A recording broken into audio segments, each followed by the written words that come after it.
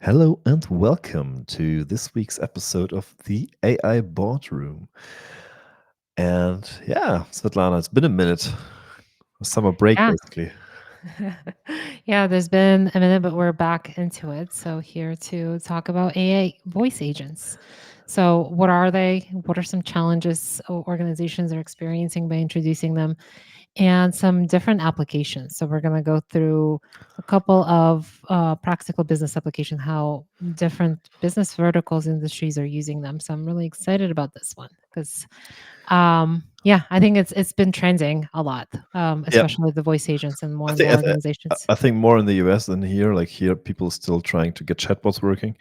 Um, but yeah, And here, I think he means Germany. So we yeah, are kind of on two different sides of the world. But um, yeah, I think voice agents. I think as the voice technology is becoming better and better, and we're kind of seeing it from different angles. yeah. Music is now using it. I think there's ChatGPT came out with um, what is the name of what was Want to come out with like so still, oh, want to. I'm sorry. Yeah, still trying to. Yeah, caveat. But I think that the voice technologies is really kind of improving, which, you know, kind of makes it very lucrative for organizations to be like, hey, is this something that is ready now for us to replace agents, kind of the call center agents and other places, which yeah, we'll talk about more, but do you wanna just dive in and maybe let's start with defining what are voice agents? yeah. So yeah, basically, like the general definition is that we have some input that we usually get as text, which we now get as voice, so we can have a call or a conversation, yeah, in a natural manner with our voice instead of like typing stuff in. So that's the basic idea, and we basically have technically like two ways to approach it. So we have the first way would be to actually take what we do in our chatbots, take the text, just synthesize it, and yeah, give back the synthesized audio, so that you, instead of giving back the text, you speak. This has several challenges, which we will go into in the next part. But that's basically the one thing. The new thing that's coming around now is that the LLM's getting multimodal, so they don't take the input text, get text out, and you synthesize it, but you give them directly the audio feed, and they spit out audio on the other side. So that's basically the idea, so that you don't need to go through all the synthesis tasks, which all costs time, Mhm. but you're able to get direct voice output. That said, it's still really early, and we basically don't have a model yet, which makes this really applicable.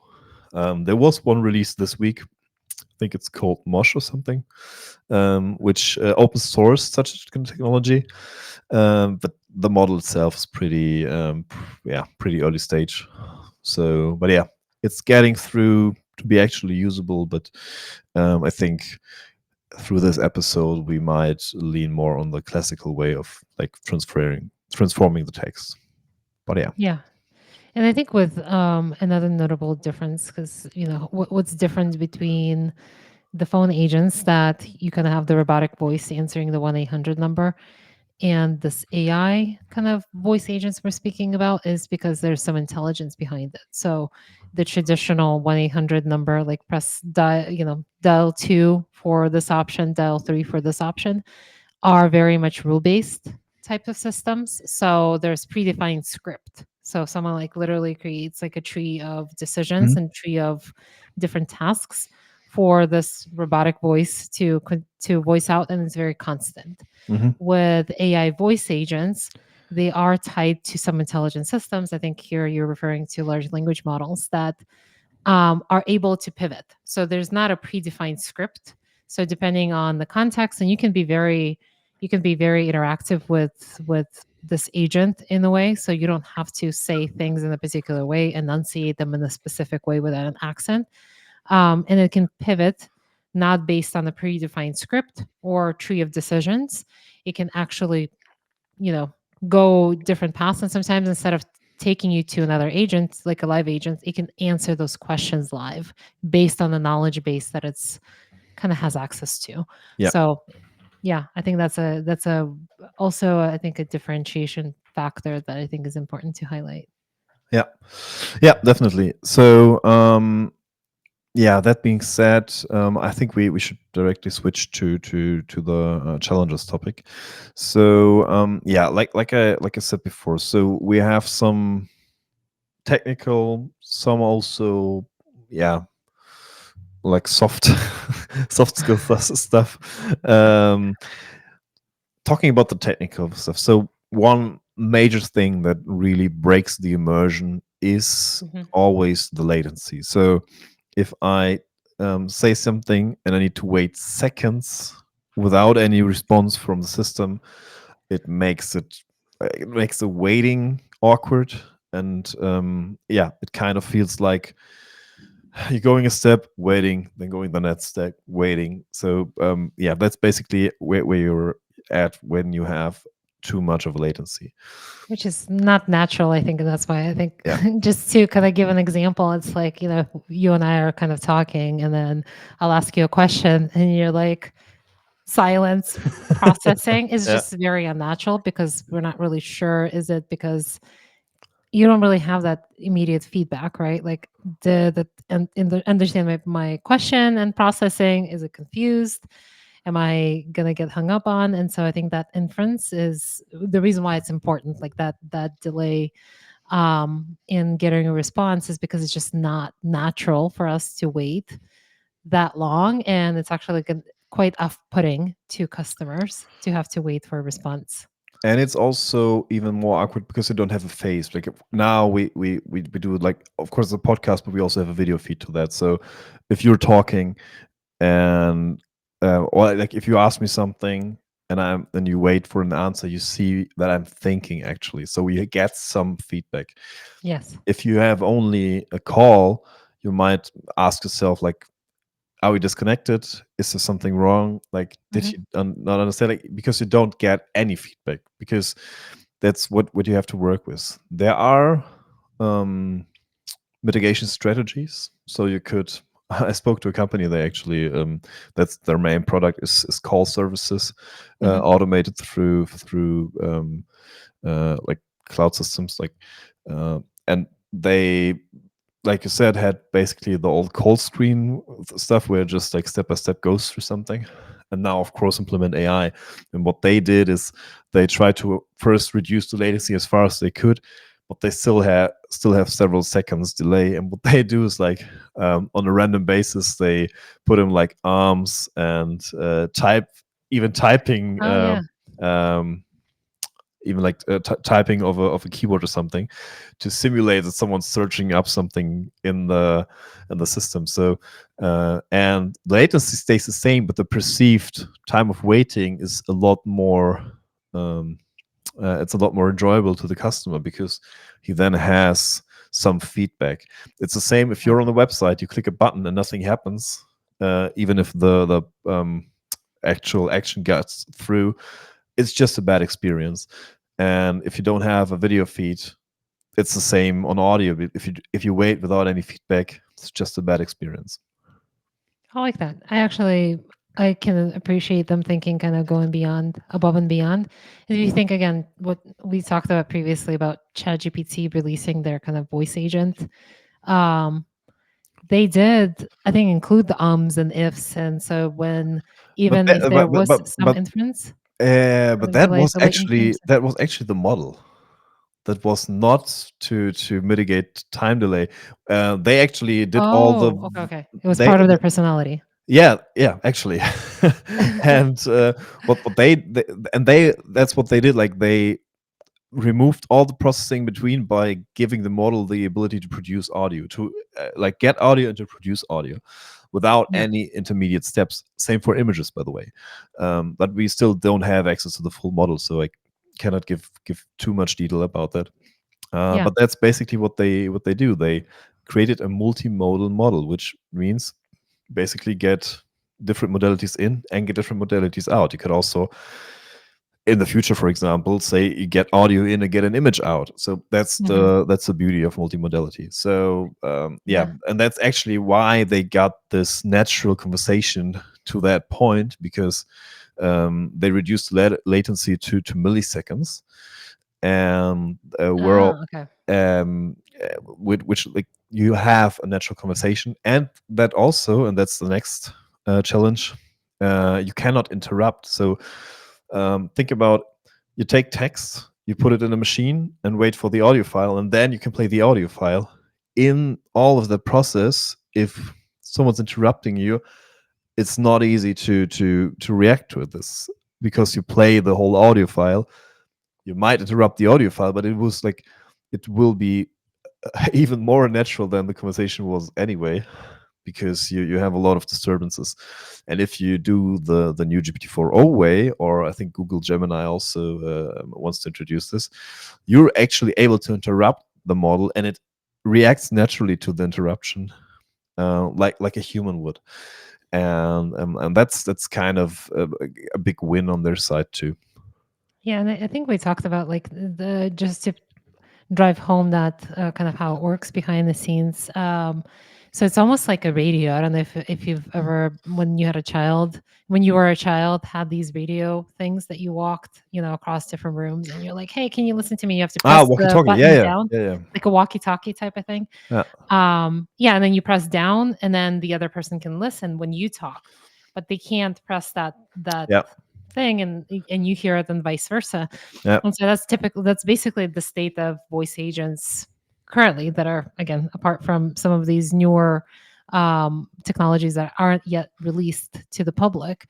It is very like, take turns and wait until kind of you're done with your part, and it stops, and then it takes their part. Like, basically, AI takes time to actually process yeah, and return a response, and then for you to take your turns. But what I think you're referring to is with OpenAI, you can actually interrupt mid sentence and have the AI system pivot yeah, basically in a different direction without completing that yeah. specific task, which I Right. think could be game changing, actually.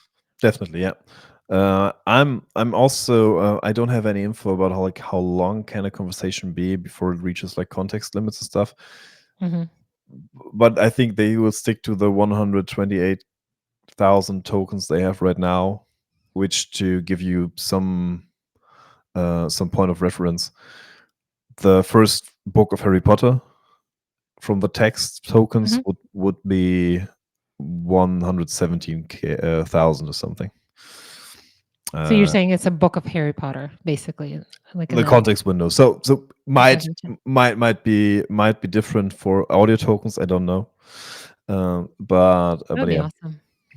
Because you can, I it's mean, I would imagine that, companies have either voice scripts or policies that are hopefully less than a Harry Potter book. So it should give you some yeah, promise yeah, that it would in the future, sometime in the future, when some of this yeah, technology, especially from OpenAI, is released. But I think that there's some of this is already available. And again, but we'll go into use cases, but some yeah. of this is already It's being used it's also not in the far field. off. So we actually will get access to these technologies pretty soon. So yeah, we will also, if any update might be delivered on what we talk about today, then we record another episode. Promise you that.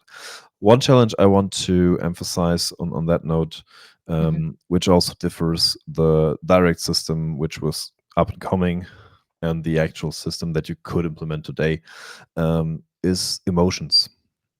So if you transform audio to text, you lose like one channel of a conversation, which is like the subtext, the emotions, the Mhm. tension in the voice, stuff like that.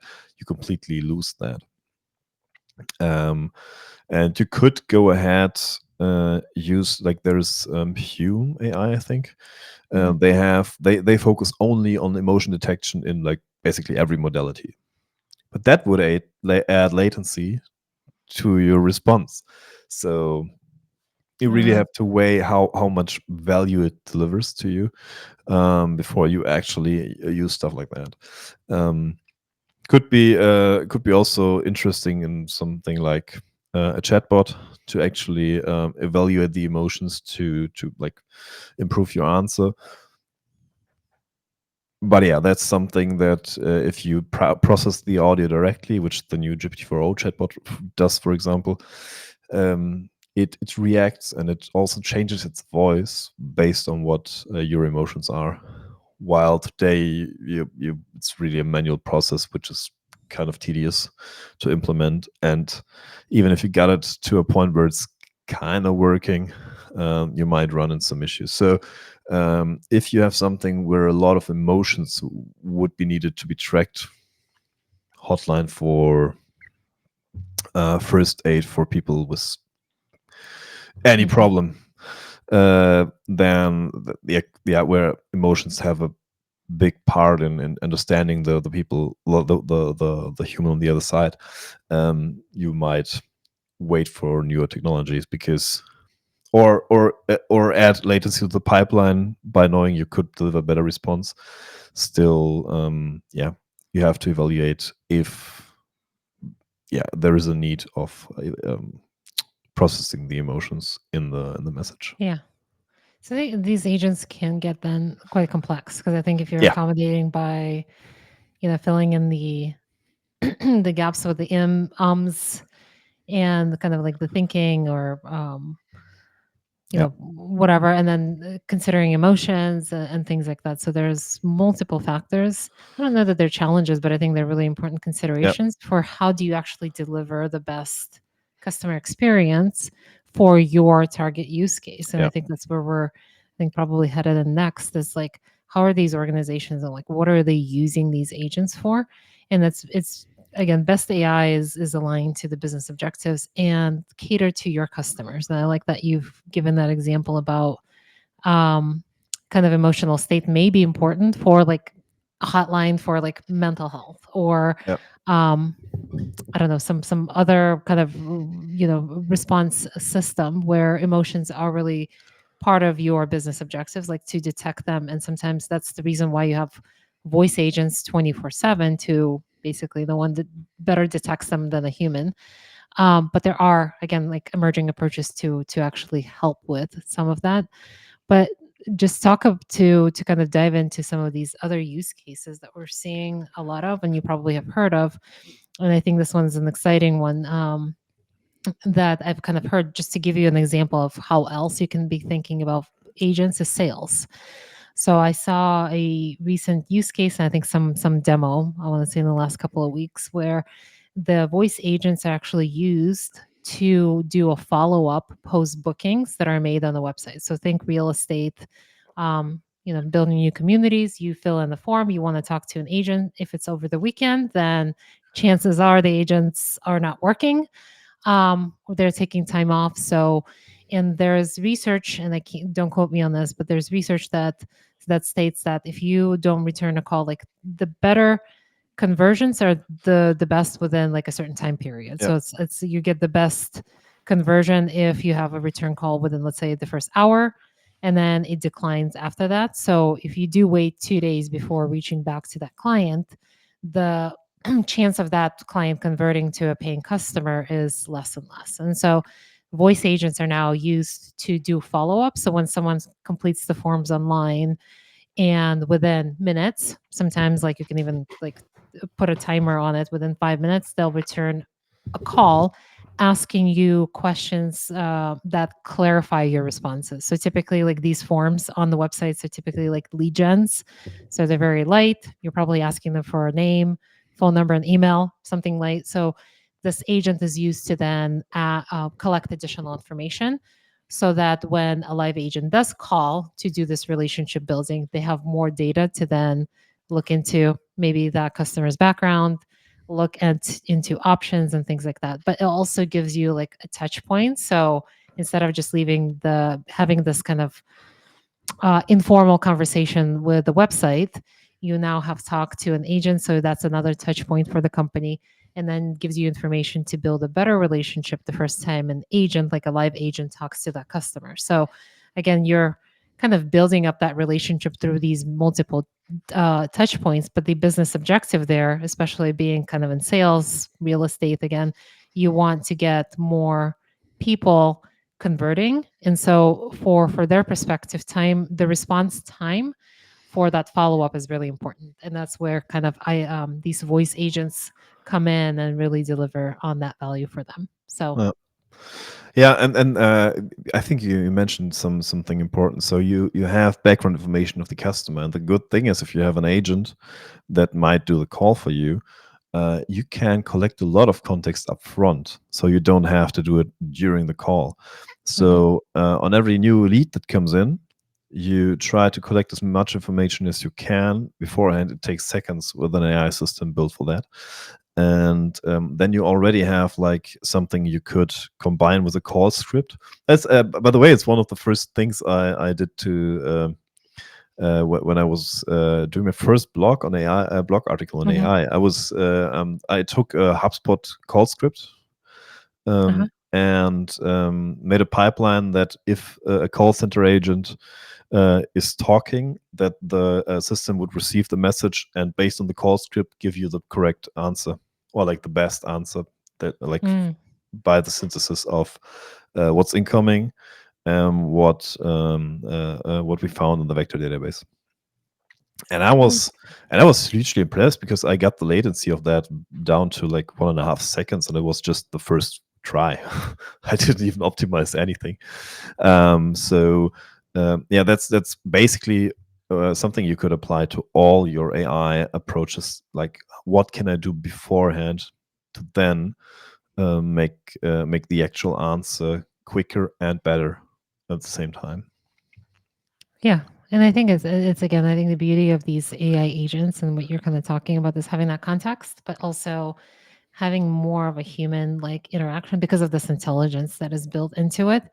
And so it does make it feel, there's again more research that says on this. I think people acknowledge that it's not a realistic conversation, but it is better than the voice prompting, and they still find it useful to give information so that they're not wasting time later, and they're still kind of in that state of providing more information. They're curious, they've just been on your website, so it's top of mind for them, so they are kind of in that prime state to give information, rather than again if you call them 2 days later to follow up with a live agent, they're like, oh, I forgot why I was searching your website, never mind, right? So kind of capture them in the state and have that conversation. If it's even if it's not the most ideal, but people again are willing to interact. And again, some of the early research with these voice agents is saying that you know, people are seeing value in those conversations, even if they are not again probably the open AI level yet. Um, yeah. So, but still, I think that there's some really exciting use cases in sales, real estate, that you can explore with voice agents. Yeah, I think customer service is another one Yeah. that we're seeing. I don't know if you kind of have any use cases that you are kind of specifically thinking of. So I have a Or, use case I would have wished I could have because yeah, we were flying with kids, and oh yeah. you're allowed to take one seat per kid, like for a Hmm. car seat, and one troller. Is it troller? Like Like stroller, stroller. Yeah, stroller. stroller. Yeah. And I was like, are there any restrictions? Like, how does it work? I wasn't getting any proper information. Instead, but just like, yeah, you can, you can do stuff, but there no, because usually when you fly, you have like a billion restrictions, like for everything, and everything's like, and I just would have wanted to have an AI which has a proper database. uh, Talking about data, which has proper Yeah, database of explanations, maybe an FHQ, whatever, who could just answer my question in a quick way. yeah, Um, and I would have preferred a voice agent over a chat at that point, because like I wanted a quick answer. and all this chatting takes more time than me just speaking it out and getting an answer within seconds. It's just faster than typing. So it's generally, like, I think for customer service it's even a better use case, because it's not even close to being as slow as like the old the old calling systems are. Hmm. um, and it saves time compared to stuff. And you don't have to get as much information. Like, you just have to get like standard information from a vector database, which is pretty quick. Hand it over to the AI, synthesize the stuff, and go out. So I think customer service is more often than not pretty straightforward, because like most of things that are asked are pretty simple and mundane. Hmm. Um, so yeah, I think yeah, I'm looking forward to add it to our own customer service solution too. So yeah. And I think one thing about these, just kind of to drive home on the customer service, I do not. I hate talking to chatbots on websites. Like, hate is a strong word, but I do, because of like it is so trial and error, and it is very scripted, right? Even like those agents are the equivalents of like these prompt systems. And so the chances of you even going through the agent that is not AI enabled to get a response, Yeah. it's like the success rate is so low that I don't Yeah. even try. And so I Yeah. usually, like, my default is like you, and especially in circumstances where you have your child or children, you're traveling, like you're not gonna like have a stroller and like a kid on Yeah. one Yeah. Yeah. shoulder and Yeah. then start to type questions and interact with the chatbot. Like, for customer service, I think it is important for you to deliver that like quick response systems. And so usually for me, I'm like, okay, what's my success rate if I call this 1-800 number and press 000 like Until I 500 get to the right times? one. Like, yeah, even yeah, think about, even if you can just have an AI system understand the request and route the customer To to the the right, right yeah. endpoint. So even that would already be a huge improvement on what we have today in most of the systems. Yeah. So yeah, and to make me happy and press less of the zero buttons, because I do, like, literally, I just need to speak to an agent, and I just need a quick Yeah, yeah. response instead of navigating all of these kind of prompts. If it accepts voice input, I always like directly try to human agent until it just gives up and gives me puts me through. Exactly. Yeah. And I think and a lot of it actually is like when you do these prompt systems, I don't know if people, I guess, those who are listening who operate, customer service or call center agents, a lot of these promptings are often used for analytics. They're not actually helping you to divert Mm, to interesting. multiple Never thought different about centers. this. Sometimes they do. So if you have like a really, really huge multi-product service Yeah, yeah. kind of organization, but like you have no. Telecommunications, for example, yeah, where you have How just many times I've called like maybe smaller offices and you have like 500 different, things, different buttons and like things, decisions to navigate, and you still land on the same person at the end. And it's like, but interesting.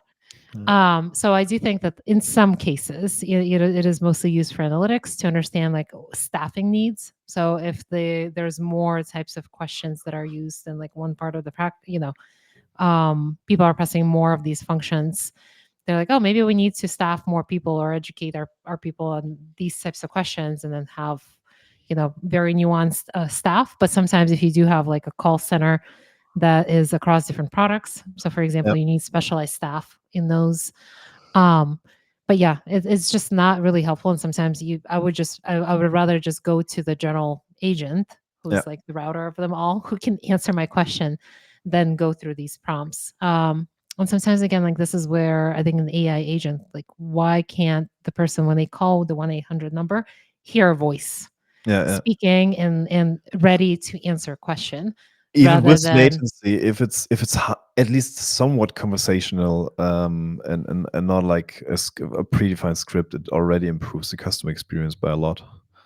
Yeah. Yeah. And with that customer satisfaction, and with that maybe also reduced churn, whatever. So yeah, one thing I also want to add is you can be multilingual from the get go. So Mhm. at least like in the main languages, I'm not sure how the whole voice synthesis works with like smaller or like not as much used languages, but if you have French, English, German, it's pretty much solved. So yeah. If also think about like, do you have an international customer base, or even for like internal stuff? Yeah, do you have different subsidiaries of your company which use different languages? Maybe a centralized knowledge management could be done by a voice agent, which is then also like taking the English text and just translates it properly, because that's something that like large language models do basically perfectly. So yeah. Yeah. And I think just to demonstrate like maybe another use case that I think I'd love to kind of dive in. So right now we've kind of talked about cutting the response rate and then responding to customers immediately to close out the rate. So that was like one objective, business objective that you want to do and use voice agents for. Now we talked about improving customer experience. How do you actually deliver the best experience to your customer to increase satisfaction? Your kind of rankings for the organization. But and then the other extreme, I would say, like you don't have enough staff. And I think a good example that hits home is within healthcare. You do have, specialized clinics, let's say, and you have higher demand than you have the supply of agents. And in this case, where the people who are behind the phone often, especially in these specialized clinics, who are intaking appointments or who are intaking information from patients, there's not enough of them. So in my experience, again, if you do have specialized and very nuanced clinics, they're often operated by nurses. Right now there's a nurse Mm. shortage kind of behind Oh, the scenes. There's just not enough that's a good people point. to answer the phone, because they have to be highly skilled, trained, and you can't, like, the ramp up time for those types of workers is not that quick. So how can you augment these nurses? What part of their workflow or data collection can you take in order to leave just kind of, again, the nuanced work that you do need the nurse for Hmm. in order to validate? So like there are use cases where you can even do patient validation. So for example, like you can hook up these voice agents to APIs behind the scenes to validate the customer, or validate certain conditions, or validate to data that's in electronic health records, for example. Validate to the appointment type that they're seeking, collect some information, determine the appointment type, Yeah. and then maybe can go as far as like actually scheduling. So all of these tasks you can't necessarily delegate because there's some nuance and like some training that is involved, like for you to determine like the types of visit that patient is looking for. So for example, if it's like a cancer clinic and Hmm. they need to schedule a biopsy and then they need to schedule like lab results, there's some logic to the way that these nurses are organizing, and then there's timing between the last labs and the new lab that you can't necessarily just apply rule based kind of algorithm. There's just like validation that happens, and that's why again these highly specialized nurses are operating these phones. What happens when you don't have enough of them? Do you turn patients down? Yeah, I think voice agents and are do you really great. want your nurses to do phone work? Like I think that's the most Exactly. important stuff. So like they have to do healthcare. Like why should they do the phone job? So of course you can't, like, to be completely real here, you cannot have 100% solution. But would it benefit you to free up 80% of your stuff? Yeah. I guess so. Exactly, especially if it's, and it's also maybe fulfilling a shortage, right? Yeah. So you could be taking on or scaling and taking in more clients or helping more customers if you had basically more of that supply, which Yeah. you can again fulfill with voice agents. So it really goes back, and I think we talk about this a lot, but it comes back to what problem are you trying to solve? And I think voice agents are a great way to scale your customer service operations, like kind of behind the scenes work, whether it's to follow up, to provide better experience, Mhm. or to augment your existing people to like free up their time. I Yeah, think are really great use cases. definitely. Cool. I think we had a lot of use cases now, and I think general application of voice agents got through pretty well. So yeah, I hope you out there are Think the same. And yeah, enjoyed this episode as much as we did because Lana, we already got to the end. Yeah. Time's flying by. It's like ridiculous. Like it's always the same on the podcast. It starts in the first 10 minutes. You think, oh, what should we talk about? Like in 10 minutes, and then the next 10 minutes, or the next thing that felt like 10 minutes, was actually 25 minutes. That's great. I mean, I think we're both really deeply passionate about the, AI and this topic and really sharing our experience. So yeah, definitely I agree. Good to be back. Mm, time flies. Yeah. So thank you for joining us. I'd love to invite you to subscribe to us if you enjoy kind of these types of sessions that we have. I'll leave a comment. Let us know how we could improve and what topics you want us to cover next. Yeah, So thank you for joining. and think about liking and subscribing the video if you liked it, and subscribing to the channel, of course. So yeah, really appreciate you, and thanks for listening. See you next time. Bye. Thank you.